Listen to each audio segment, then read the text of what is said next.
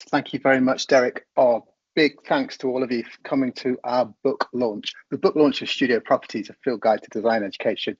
We are going to break this into three parts. We're going to spend about the first 15 minutes just kind of delivering a bit of information about the book, trying to give a bit more context. And then we're going to kind of sort of interview each other as fellow authors about some of the motivations behind the book. And then for the last third of our time together today, we want to open it out to the community for all sorts of questions. So I will share my screen without further ado and get us going. Just a quick check, is that showing a title page? It is indeed, James. Perfect. Wonderful. So yes, welcome. Here's the book, and it's the product of six of us, all of whom are here today, and all of whom you'll be hearing from at various points today. I think we're still asking ourselves this question: why write a book on Studio? On one level, there is something very special about Studio as a place of practice and learning. But at the same time, we, as scholars, I guess, of design education and the studio and studio pedagogy, we noticed that, in literature certainly, studio is very difficult to describe or define at times. There's this like really abundant amount of literature on studio, but at the same time, it is fragmented, it's disparate, it's kind of all over the place. I know whenever I was looking to provide references or think about something I was looking at in relation to studio, it was really hard to know quite where to turn. There were so many ways you could turn. And maybe probably as a consequence of that, we didn't feel there was something out there that kind of temporarily holds studio together, you know, critically multiple in some way, that you can kind of have a sense of it as a coherent entity, but also allowing it to be incomplete at the same time.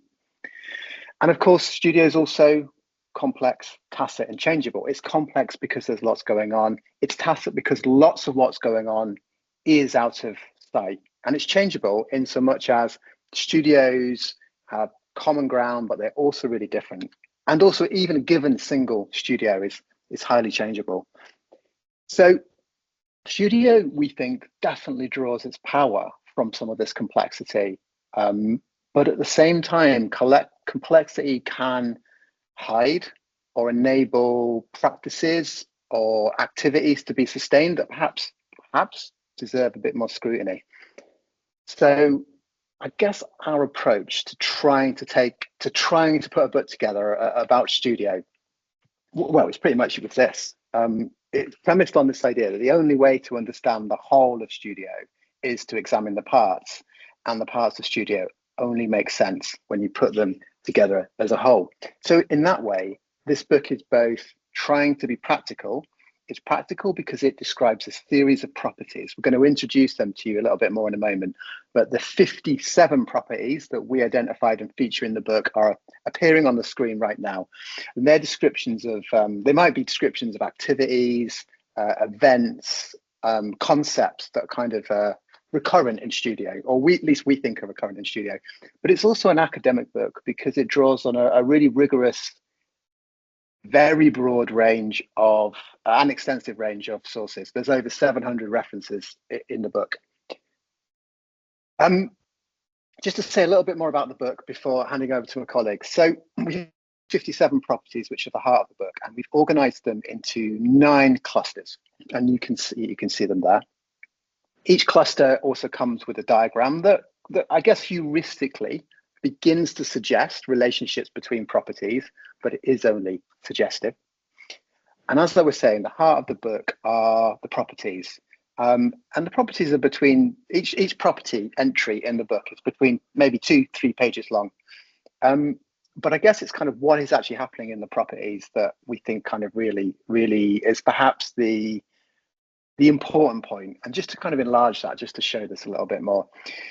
In every given property, there are a series of references to multiple other properties. So in this one, from making visible, just in this paragraph that I've picked out here, in that paragraph, you will see reference to a number, there's like 6 or 7 other properties, and then with a page number that takes you there. Now, that's not because we're expecting every reader to have to follow every link throughout the book, but it kind of exists there to begin to show the tangled, connected, relational nature of studio, and how I guess we've tried to write this book, which allows people to navigate in non-linear, or almost a choose your own adventure kind of way through the book.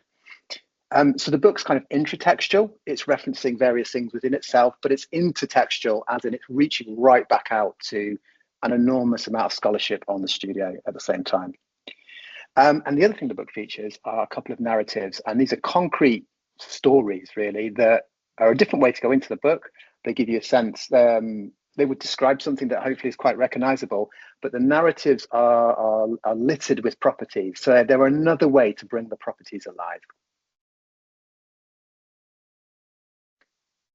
So just before I hand over, I think kind of like two things that kind of very much became really important to us as we wrote this book was, firstly, the entangled nature of studio.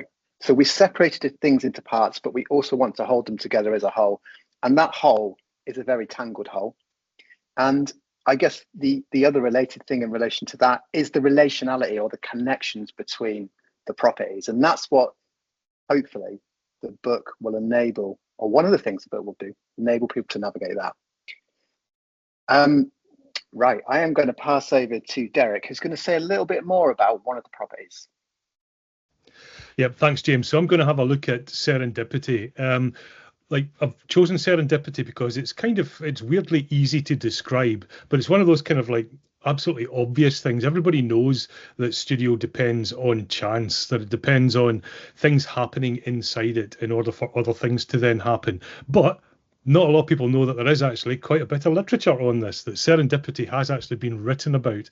And it comprises these two things, or let me reframe it. The literature that's been taken from mainstream serendipity applied to design education talks about this. So, for example, Professor Mel Woods at Dundee University, Duncan of Jordanson College of Art, I still like that name. She talks about luck and preparedness. And these are two absolutely critical ingredients. You can't have one without the other. Next slide, James. You have to have both of them, because you can rely on randomness, but unless you actually do something with the randomness, then nothing's actually going to happen. Slide. And I guess this is what's important about studio. This is why we need the space, or the online space within which this stuff happens, because you have to have the space for this to actually take place, if that makes sense. Whether it's the kind of like meeting round about a table, looking at something, the chance encounter, or even when it becomes more structured as a studio tutor. When you walk into studio, you do not necessarily have a lesson plan for that day. You engage in another property called active teaching, and that in itself depends on serendipity. It depends on what turns up, and sometimes it'll be a random thing that turns up, but you'll turn it into an entire lesson. And that's what's really nice about this as a property. You can't just leave it to chance. If you move on to the next slide, James, it kind of hints at what the studio actually is. Sorry, I thought there was another one there. My apologies.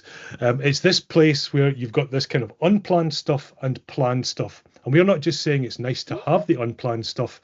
That is actually a necessary component. It's actually a deterministic condition of being in studio. And that's why it matters so much to have this space.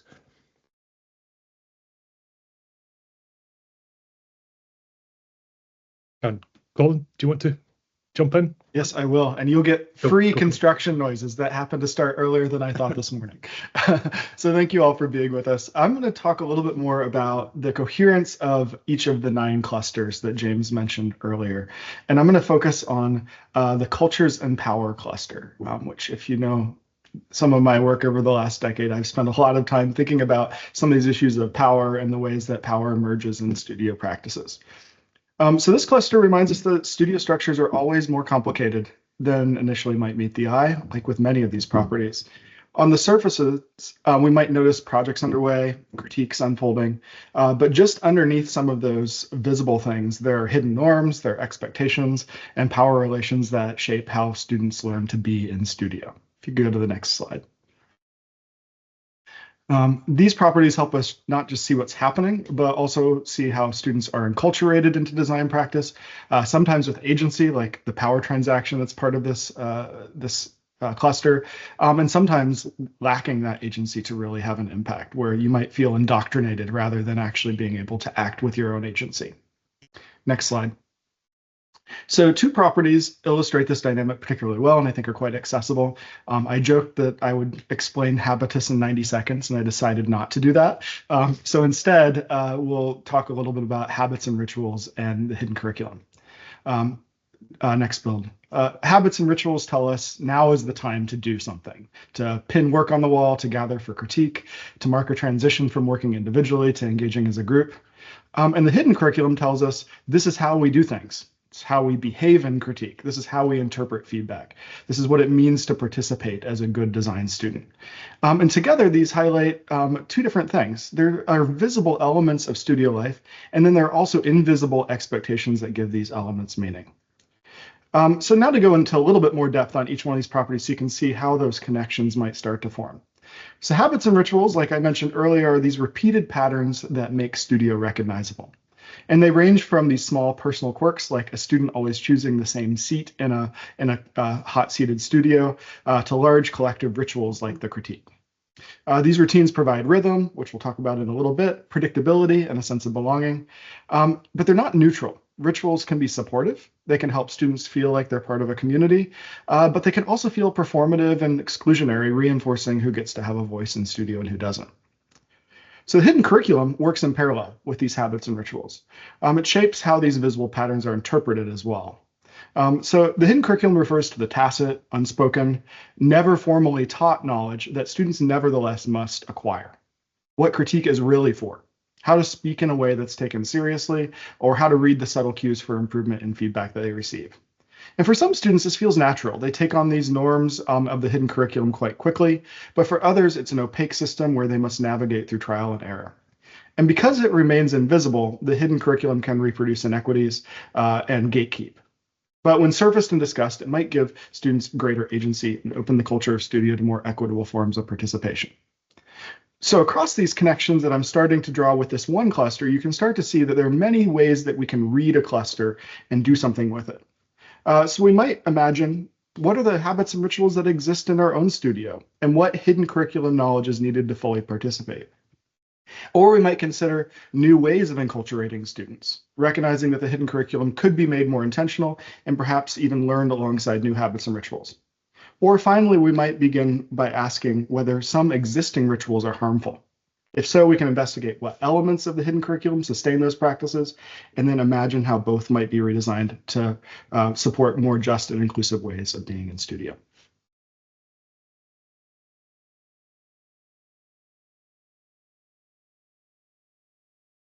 So I'm going to talk a little bit about one of the properties that really still speaks to me, and that this choice is, it's an example of one of the properties that just stays with us for a long time.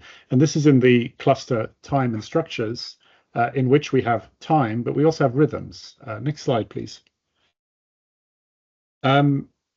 This is particularly important to me because I work in a university in the subarctic, and we speak very openly with our students and our colleagues about the tremendous effect it has on our bodies to go from nearly continuous daylight in the summer at the end of one academic year, the beginning of the next, to 2 hours of daylight in the middle of December. And it has a profound effect on our well-being, how we use our facilities, how we work, and how we relate to each other.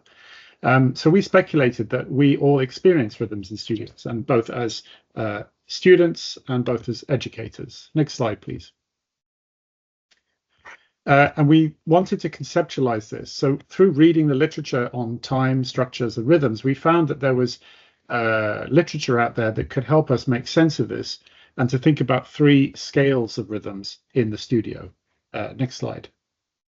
Those 3 scales, we refer to them as macro rhythms, meso rhythms, and micro rhythms. And these were really, really useful to us as a way of making sense of a field where we all sensed or knew or felt something about studio, but we didn't really have a solid foundation with which to make sense of it.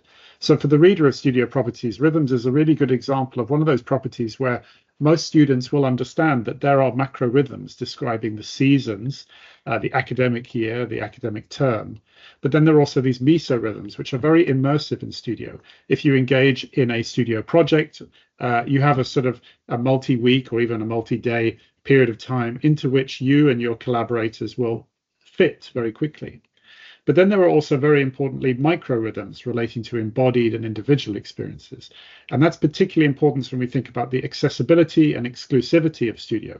Are we taking into consideration the different ways that we experience studio because of our bodies and because of things that are not necessarily visible on the outside or shared between students and educators? And so this is another property which is deeply webbed into the other properties in the book with these little green tags linking you to other pages, but also literature, which can help a researcher or a teacher or a student go and find more information on this subject. Next slide.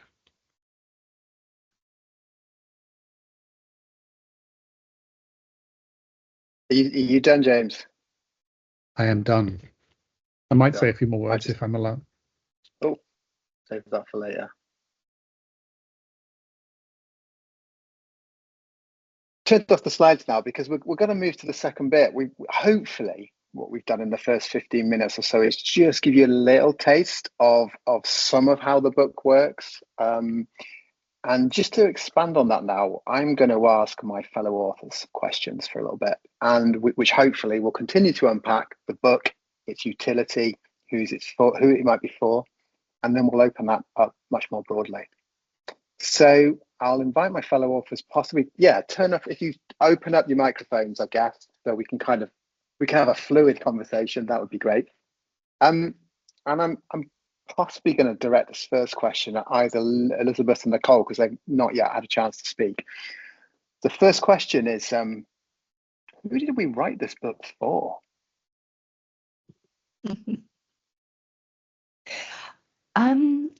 We had a very large potential audience, but I personally think it's particularly interesting for studio practitioners. So any one of us teaching in studio, either online, hybrid, blended on campus, if you still do. I do also think there's a lot in for scholars, researchers, and PhD students. I do think for some students, and I love the comment, about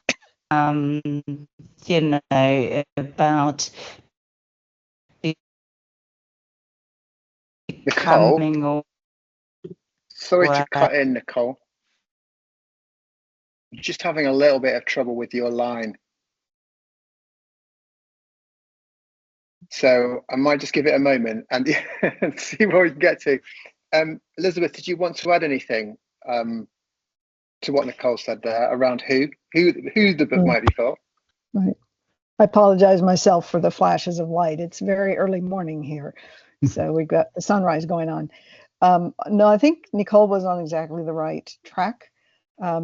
We kept, I won't say arguing with each other, but we kept going back and forth at different times to say, of all these possible audiences, where should we, hold our primary target so that, we can meet the needs more completely of one audience, even if not every other one finds that they've got everything they want out of the book. Part of the reason that it's accessible from so many different directions, I think, is because we did also envision that there would be different audiences coming in through different paths. I remember a discussion of people who are studio curious, for example, and how they might start at the back with the narratives. So they get a kind of holistic impression of what studio is about before they start trying to dig through this big pile of properties. But they might also be for someone who's got a lot of experience in studio and is starting out by saying, you can't break it down into pieces. It falls apart if you do. Or in my field, which is quite structurally oriented, You mean to tell me I have to have one of each of 57 things, or else I'm not doing studio, which I think all of us understand is completely untrue. So yeah, we were really, my father used to call it toe dancing, trying to find a way to speak to a number of different audiences. Thank you, Nicole. Thank you, Elizabeth. Toe dancing, wonderful. The next question is more around need, and maybe Derek, maybe you might want to begin with this one, but we'll open it up to my other fellow authors. What need does the book address? What's the point of the book? Oh man. Okay, so I guess maybe go right back to the start of how the idea was incepted. It was basically with myself wanting to do a PhD comparing physical studios to online studios. So that was a question in the chat as well that John posed. It'd be one that we really would be interesting to have a chat about a bit later on, because our perception of studio has shifted. But basically I wanted to go into the library, pull a book off the shelf that said this is studio, or here's a framework or something that's going to say this is what studio is, and be able to then take bits of it and then translate it into an online space or into a different context or with different interlocutors or whatever, something that you can take into different places and ask similar-ish questions of and find something new out as a scholar, as a researcher, or even as a practitioner. And there was nothing. There was historical tomes about studio, there was bits about studio here, there was a lot about studio practice. But one of the weird things about design education literature is that it's distributed across many, many different subfields. It's all over the place. So it's really quite difficult to find a lot of good work. For example, the stuff that Colin's been talking about on critical pedagogy, there's a massive intersection with that in mainstream education.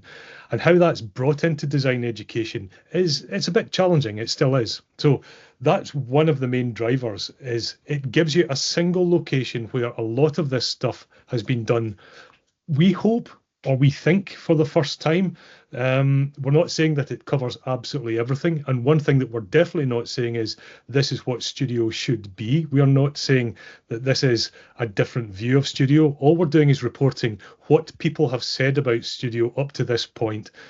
And even if it does something like give you the words to be able to go to an administrator and say, but hang on, we need a sofa because of serendipity, or whatever it might be, and you can rattle off 20 other properties that are absolutely contingent for that pedagogy to work. Even if it gives you the words to use, then that's no bad thing.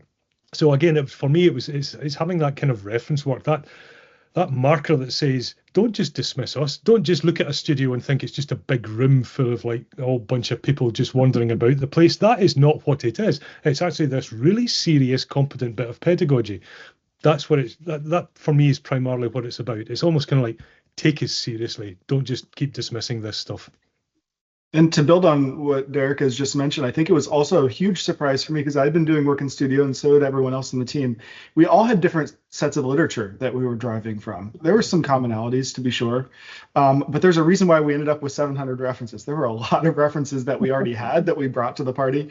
I got to format all of them, my autistic joy for the book period. But it was also really surprising to me to see how much diversity there was of literature already on studio. And so I think one of the goals was just bringing it together in one place so that others don't have to do the legwork that we had to do.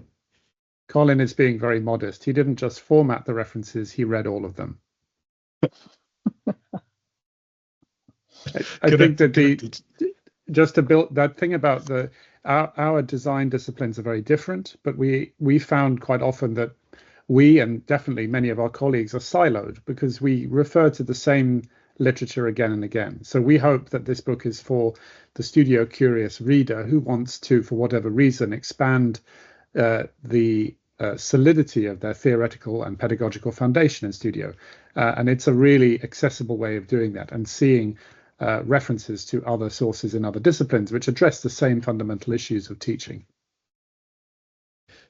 Could I just jump in with one other quick point? There's a kind of consequence, if you like, of this dense academicness, if you want to think of it that way.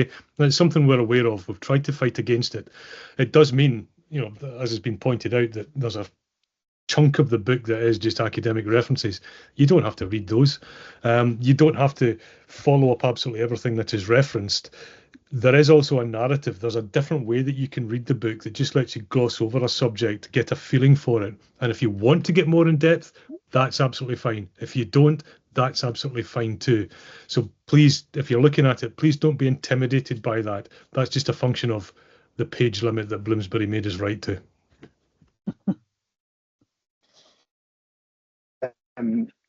Thank you all. I'm going to this question's for any of you, and you've already started hinting at it, but maybe there's a little bit of an opportunity to build a bit more. Like, how might readers, educators, or researchers use this book?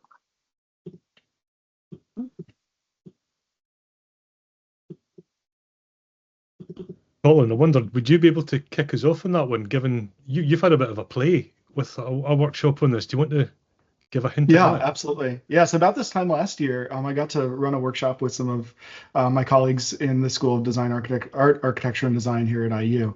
I'm in the School of Computing, so these were different colleagues that I had not gotten to interact with before. And they were thinking about, like, what are some ways that we can better understand some of our studio practices and figure out what we might do next to build unity among our faculty. And so I took some of the properties, pulled them together into some worksheets, which I'm happy to share if anybody wants them. We'll probably put them on the website eventually. And it was really useful to have the properties, which exist at many different levels, as ways into talking about one's personal expectations of the studio, and give words to the things which we feel when we're in studio, and maybe we feel tensions when we see that one of our colleagues is doing something different than we are. But having that anchor, that boundary object, which many of these properties are, I think was really useful in starting to stimulate those conversations. I also noticed as we were writing the book, and I was working with my PhD students on various topics that weren't necessarily about studio, many of the things that we got to crystallize as we were writing the properties and writing the clusters also helped start to make more concrete things which we talk about often in the literature and in our practice, like things like what do we mean by design knowledge, but in ways where we sort of recognize there's no one place to go to in the literature for some of these really big and important topics. And so not just for the studio curious, but maybe for the curious researcher as well, that wants a good grounding in some of these topics to get started.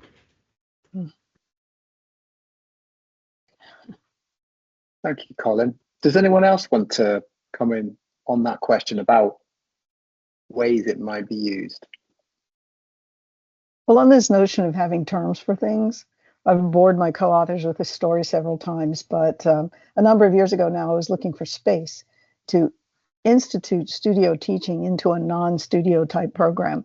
And our executive associate dean came down from on high to listen to my spiel about why we needed a dedicated space for this studio. And I got all done with what I felt was a pretty clear explanation. And she said, none of the other students have a lounge. Why do we need to give your students a lounge? And I realized I had really not the weight, even, or myself, the mental clarity around some of the terms I should have been using in order to try and express what was going on, instead of, as Derek or James just said, a bunch of students milling around and it doesn't look like you're doing much. So I'm hopeful that's a way that there might be a few people out there who are able to use this book. Thanks, Elizabeth. I've noticed we've got a hand up, so I'm going to go to Sarah. Go on, Sarah. Can you hear me now? Great. I'm so pleased I came today. I saw this pop my email and I was like, I've got so much planning to do. I'm really stressing out. And I thought, no, this looks important. And when I looked at all the different chapters, this is what sold it to me. I was like, my God, okay, there's a lot here.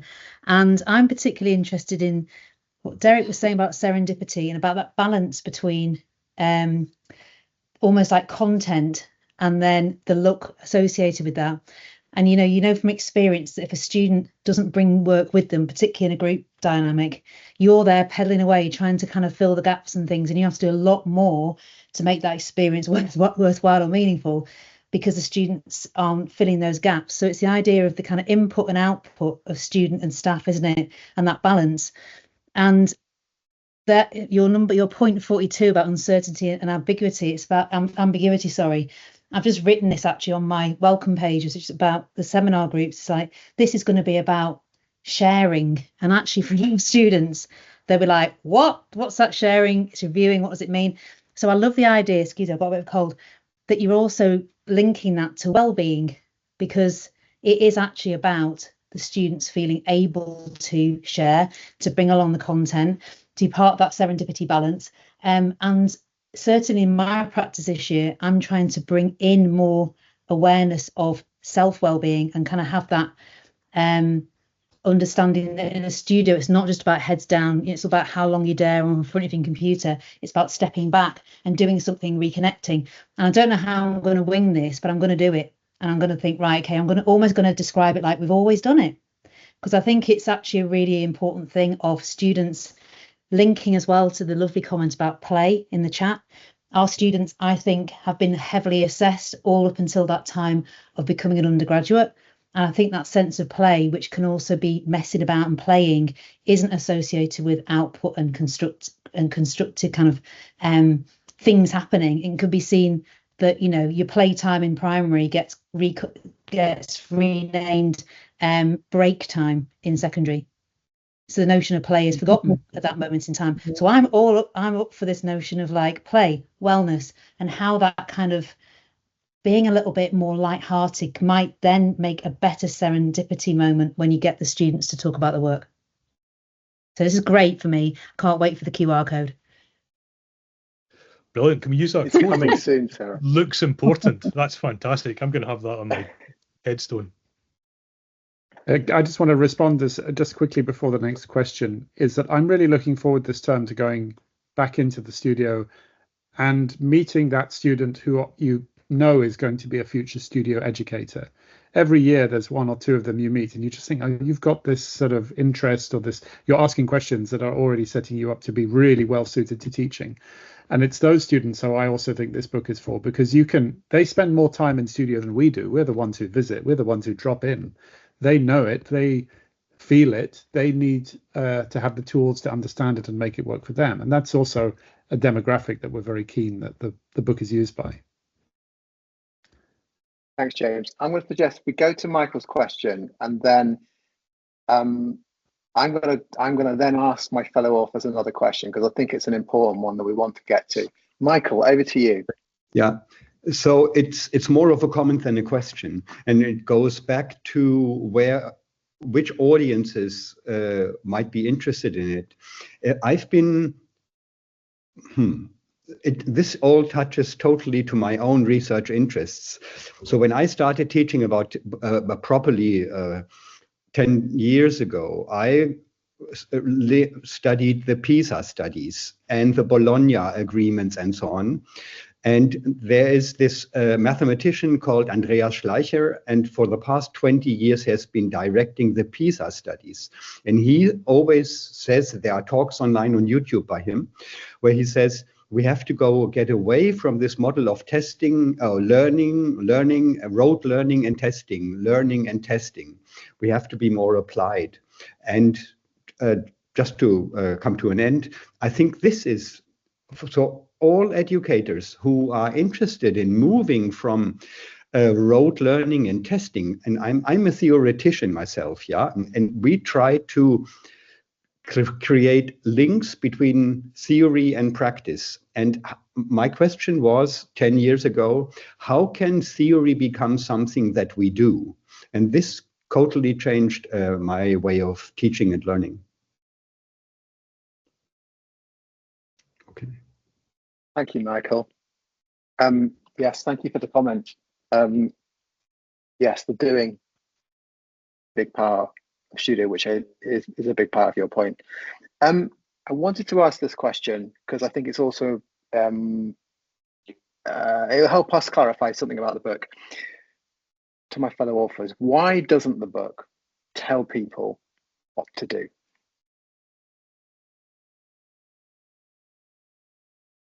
Are you just asking this to wind Elizabeth up again? Are you going to? I think you should go first on this one, Elizabeth, if you don't mind. I'm not sure I have the same impulse I did previously about what to say. Was it a bad day? Well, this relates, I think, also to the idea that you can't just take one of these properties and one of those properties and mash them together and then you have studio. And I think we are fully aware that not all of these play out in the same way in every studio, and nor should they. And we're not trying to prescribe what has to be happening, but to describe the range of interconnected things that often are happening, and that maybe we could think about more if they are not happening, or if they're happening in different proportions and there's something off and we'd like to do something about it. I think I might have been set off by a sort of but you haven't told me how to do it kind of a response to the book. And wow, I can't remember even what my snapback was to that, except that it is hard to do. There are many parts of it to get going at the same time. A number of plates have to be spinning at once. And it isn't the kind of thing you can say to somebody, okay, now carefully lift your pinky finger. And while you're doing that, raise an eyebrow. There has to be effort in the reader and in the translation of what's going on here to what's happening in the world. Yeah, and I might follow on from Elizabeth to capture some of the bits of that conversation we had a few days ago. I feel like it would be very audacious, but also really simplistic of us to think that we can prescribe what needs to happen in everyone's studio.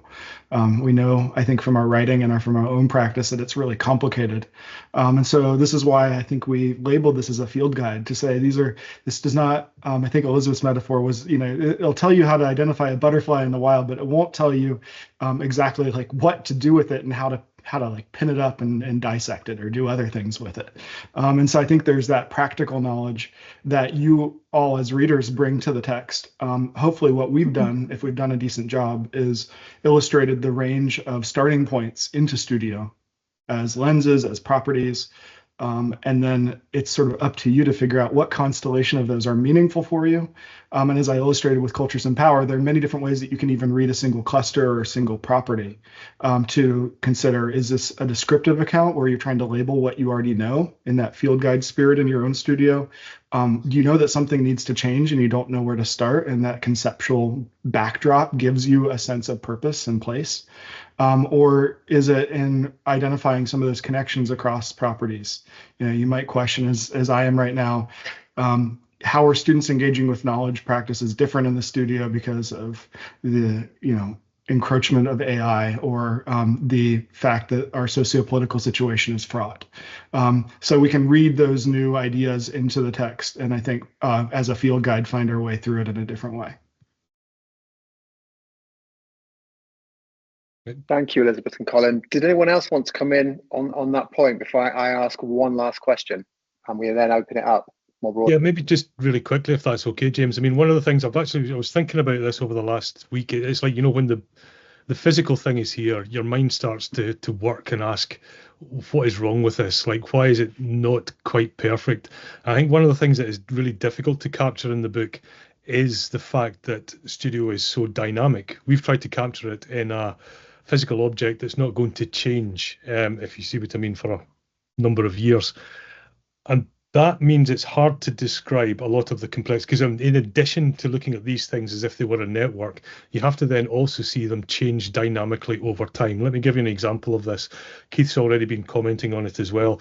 It's not just that hidden curriculum or not hidden curriculum is a good thing. It's that there's a whole spectrum right across, and that will change throughout the entire journey. Unless you know what the journey is, then there's no point in even having the conversation yet. So we can't tell you what to do.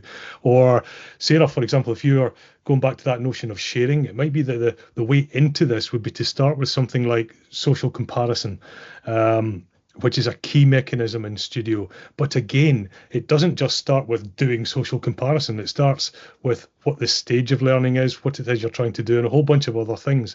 I think what we know from the book, having done the network analysis of how the properties are all connected, if you were to start with any single property, you will very quickly find it's almost kind of like Kevin Bacon. You will find yourself related to all the other properties, not just within 7 steps, but probably within 2 steps. We haven't actually done the maths on the degree network properly yet, but that's how close we think it is. There's not a single property that you can pull out and not become entangled in the rest of it. So that might be a way in, Sarah, for example, and then it might take you into the realization that perhaps the way to do this is not through asking students to share, but maybe doing something else, maybe you sharing from the start, and then just the next session having maybe something ready in the background that is from a student, and then building it up, if you see what I mean. So there's lots of hints in the property as to how that takes place. But again, if we were to list all of that and set all that out, you would miss the richness of what social comparison could be. And if you use that as your starting point, it gives you a very, very rich hold, if you like, on the studio practice that you're trying to encourage. Thank you, Derek. My final question, well, actually, before I ask it, the book, and we'll be sharing the link to the open access download, but it is available in print form, and it's 344 pages. It's hefty. It's also beautiful, hefty in a good way. So this leads me to my last question, which is, you've written a hefty book, and you can see examples of it on your screen now. But what's not in the book? In some of the presentations that we've been doing about the book this autumn, we've used some photographs of studio. I've used, in one of my presentations where I talked about it, I stole some of James's pictures of the studio at Sheffield Hallam University, because I know James has a real interest in like the sofas and soft furnishings of studio. And in the book, there are not pictures of studio, because I think we were conscious that studio looks very different in lots of different places, and that can become an obstacle to seeing what is going on or what is there or what makes a studio a studio. We have some beautiful diagrams, and the graphic designers that we commissioned to do this job have done an amazing work with that. And even some of the simple conceptual diagrams within the properties or at the beginning of the clusters, they sort of help. But it is, I think, important just to say we haven't included photographs of things or studio, because I think it gives space for you to read it and then see your own studio or the studios that you engage with. I think that's important, even if it sounds self-evident.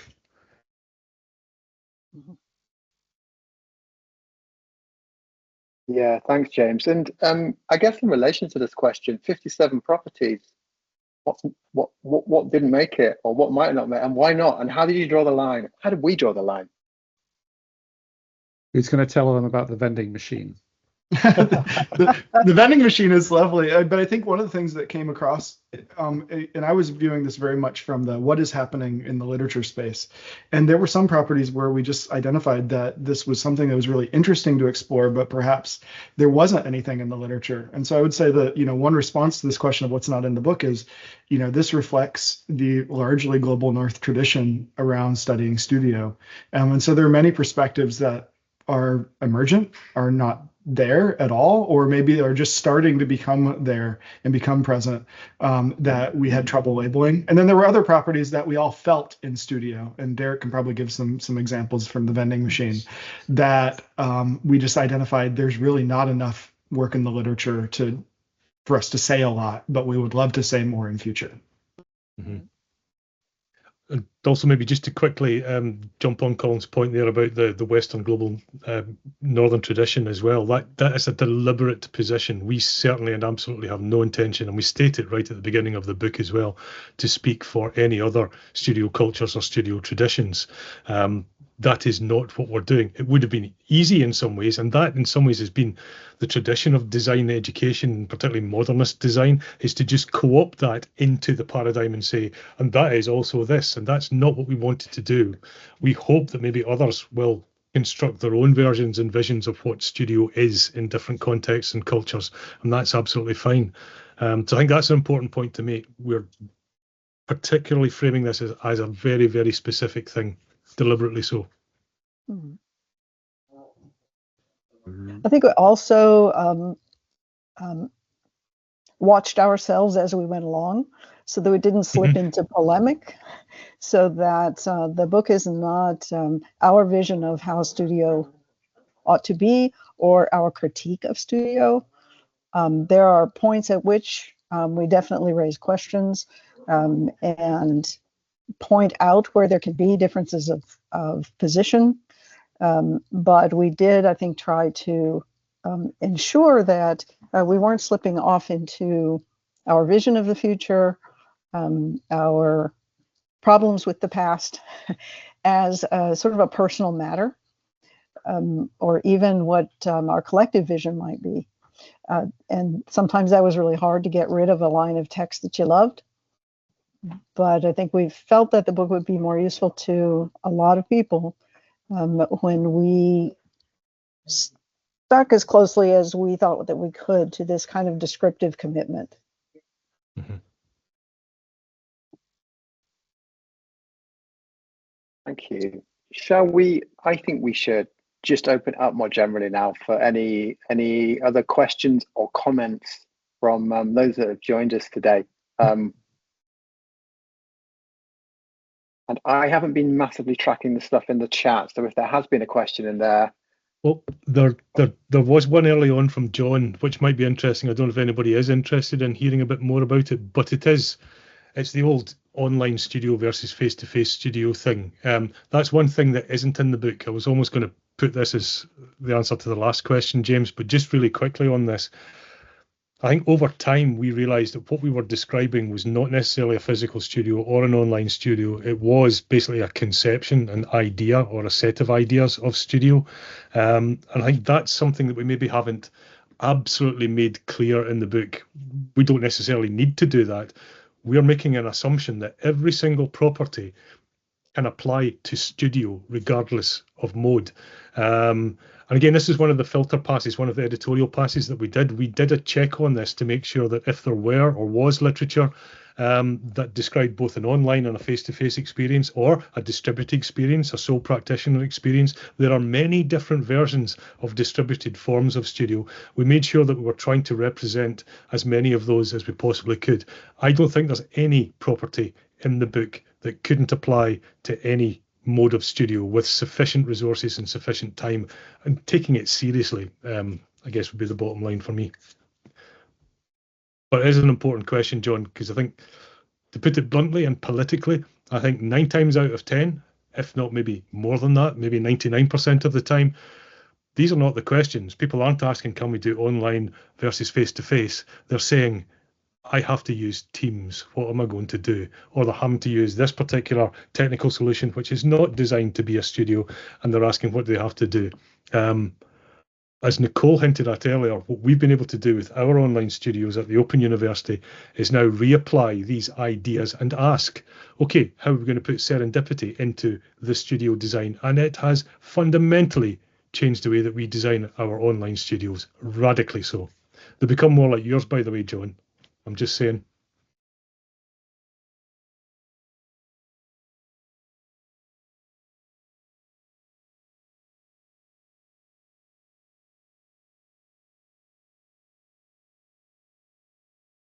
I think this video is going to get posted on the EdSig YouTube channel. Is that right, Derek? It is indeed. Why do you want to say or introduce your album more? If you go back to like January, February 2020, when we met each other for the first time, it was at an EdSig, sort of like a panic stations. What am I going to do with my studio now there's this shutdown going on? I mean, that's how we met. I was teaching as undergraduate architecture design studio, and we came together.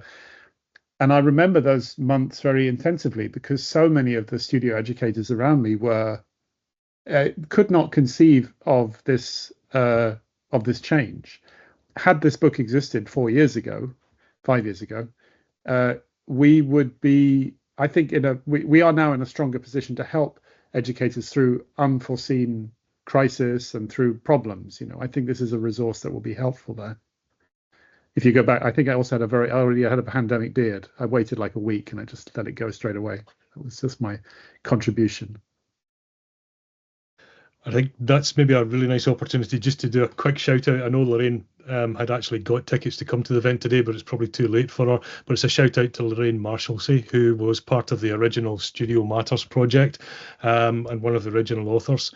So yeah, just a quick shout out to Lorraine. Thanks, Derek. So can I tempt anybody with what will probably be more or less a final question for the authors?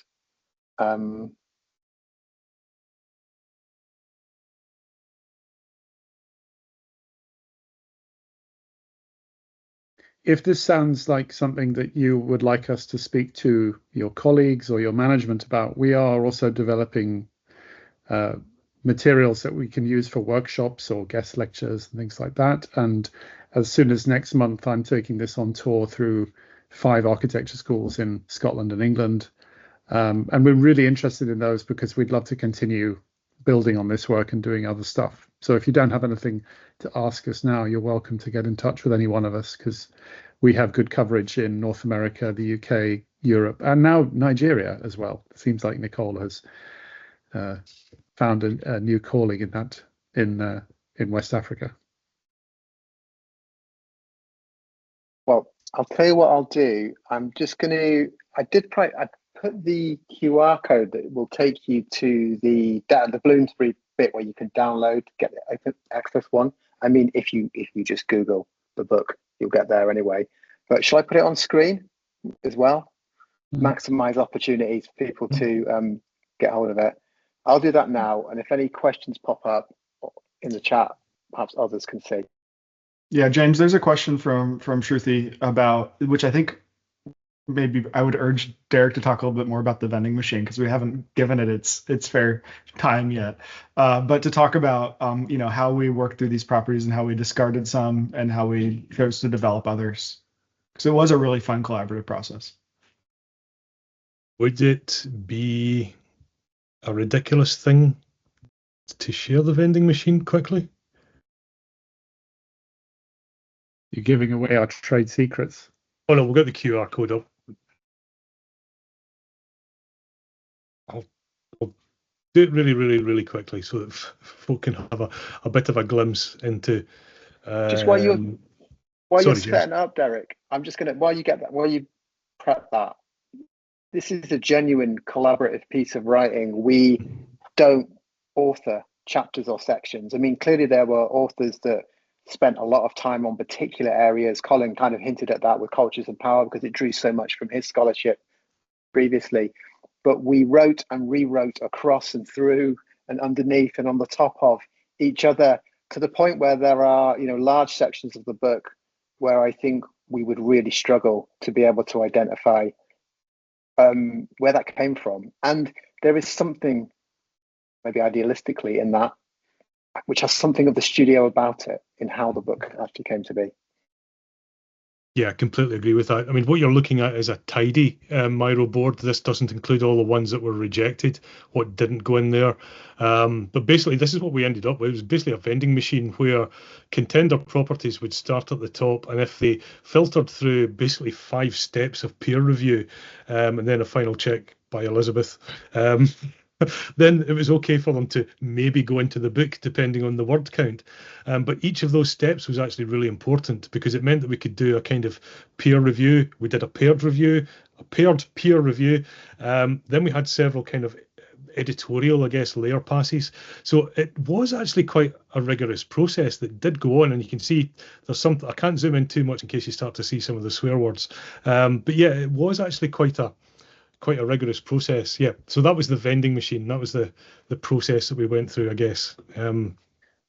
And it was definitely inspired by the vending machines that we all have on the outside of our studio spaces, where you put a coin in and then a piece of chocolate gets stuck somewhere between the top and the bottom of the vending machine's glass wall. It was a really helpful tool for us to see where properties that we were drafting and redrafting and editing might be getting stuck and they weren't quite progressing to the next stage. And that was what we used through, I think we were doing twice weekly, sometimes more than that, twice weekly writing and editing sessions on Zoom through the core of the writing process of the book. And I mean, it's fair to say we had to cut the ties somewhere. I mean, we were trying to get to 59 properties because that would have been a prime number. And that felt somehow conceptually very satisfying for studio. But we'd run out of any more grace with Bloomsbury, and we didn't have 2 more properties to squeeze out. But since the book's been out, I think I've spotted at least 2 things that should have been in there. And this is really to say it's a more of an open call again to those that are here today. We would be really keen to hear what you think should be there that you don't find there. Definitely. And if you do find use of the book, whether it is something even just as prosaic, Sarah is starting with, I'm going to start with sharing and just see where it takes you, then let us know about it as well. For me, I think there is an important response round about the why don't you tell us what to do? And I would love that there was maybe some kind of companion work beside this. It doesn't necessarily need to be a book. It could be in a completely different format that was actually maybe constructed by a vast range, a massive plurality of different practitioners. So like all the different ways of engaging in social comparison might become a repository that's based on something that has all the literature behind it, but then demonstrates how it's actually enacted in practice. So it'd be lovely to do that next step with more people. So maybe that might be one for the future. We'll see. Yeah, I whenever I've heard people who've released books, they always say, do reach out, do let me know what you thought of it. And I always think, well, they'll either be inundated or they don't really mean it. But now being on the other side of being someone that has actually written or co-written a book, I'm desperate to find out how it lands with people. So it's a genuine call to please reach out. We'd love to know what you think. I think we should probably wrap, folks. Yeah, Derek, do you want to bring us to do you want to take on the DRS EdSig convener role to see us out? Yeah, I should probably do that, shouldn't I? Yeah, we didn't get round to the kind of future, the actual future of Studio. That might be a thing. I don't know if anybody wanted to quickly comment on that. Did anybody have a sense or get a kind of bit of a feeling from having completed this work of any direction of the future of Studio? Did anybody want to quickly say anything on that? I know certainly for me, and it's reflected in the chat, particularly in the UK and the US, I don't know what it's like in the rest of Europe, but certainly in the global north and in the west, it is getting harder and harder to justify certain paradigms, if you like, of education. And I think for me, that's an unfortunate future for studio education that could happen, but it's not necessarily the case that studio education has to continue to happen in the academy. I still think it's worth actually recognising what the true value of actually doing a studio approach or studio pedagogy actually is. So yeah, that's maybe a bit of a bittersweet dystopian but hopeful future from me, maybe. Anyone else want to? Derek, I think you're describing maybe a less romantic but better informed future. That's awful. That's terrible. I don't know. It sounds okay to me. Well, so, I started a project years and years ago. Colin may have been to some of those meetings with some colleagues who were trying to do this, trying to say, what do we mean when we say studio? And what I realized was there was so much romanticism around it that was completely uninformed. We must have this, we must have that. And when we got down to the question of why must we, it was essentially so that it will look vintage. That was almost the vibe. And that made me quite impatient.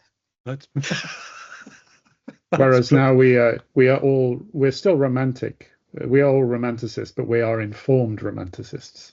There you go. Informed romanticist. There we go. Made me impatient, informed romanticist. What a fantastic way to end. So thank you all to the Studio Properties team.